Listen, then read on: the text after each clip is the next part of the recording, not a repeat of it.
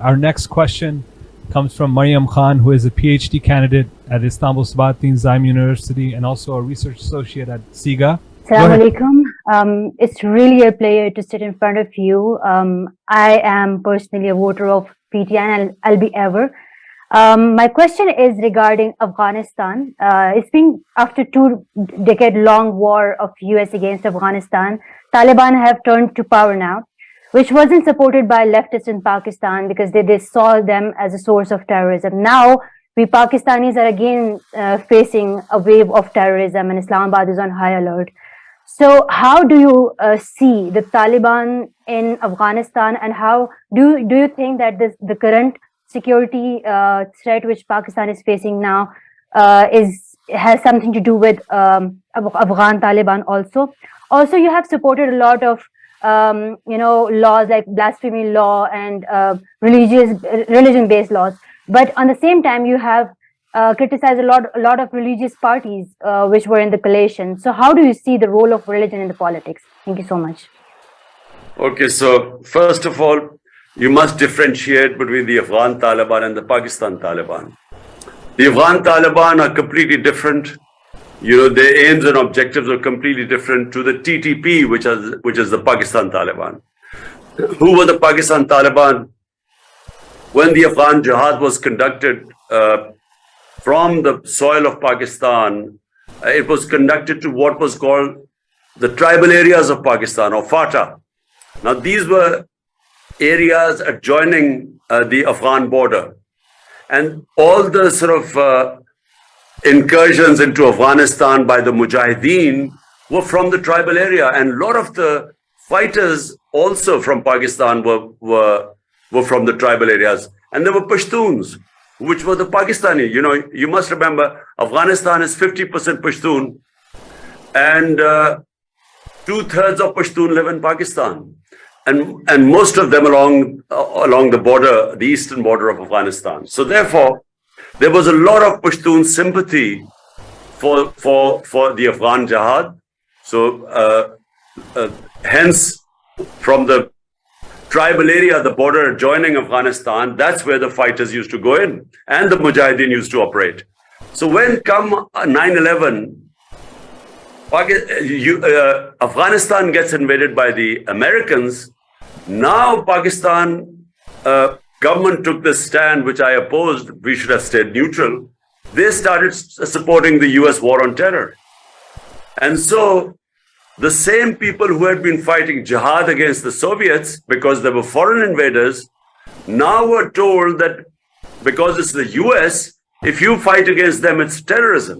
So they turned against the Pakistan government. And so what we had was in tribal areas, the people turning against the Pakistan government, and they were called the TTP, the Pakistan Taliban. And so there were two different things.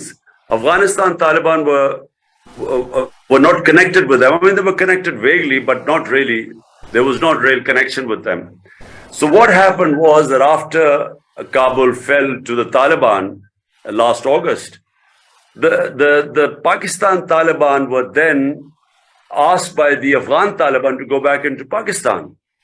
And unfortunately, that was a great time for us my government was already negotiating with them so that we would do a resettlement of these people, because there were about 40,000 people which were moving into Pakistan, amongst them about 5,000 to 10,000 fighters, but their families too.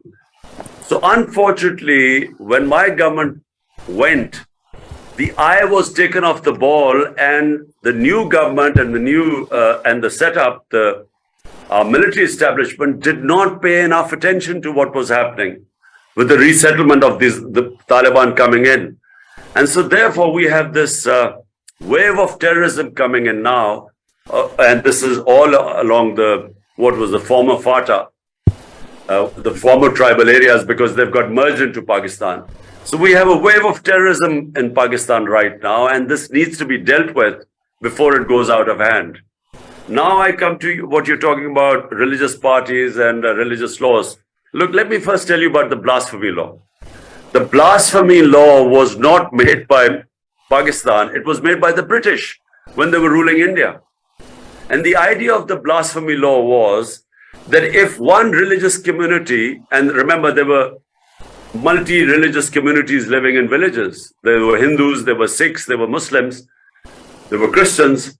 So if one religious community said something which was derogatory against another religious community of a sacred entity, so there would be riots, there would be a lot of people killed. So the British then brought in this blasphemy law that you were not allowed to say anything derogatory about any religious entity of any other religion. That's how it came about, to stop riots. So therefore, rather than there being lynching crowds and lynching mobs going on and killing people, say, who thought that their religion blasphemy had been committed against them, now it was an offense, so you had to actually go to court to prove that. So that was to stop mob violence, lynching crowds. So Pakistan basically inherited the policy. And in Pakistan, it makes sense because we have different religions here. And we have had in the past, when someone thinks that our religion has been blasphemed, there've been mob violence. There've been people lynched.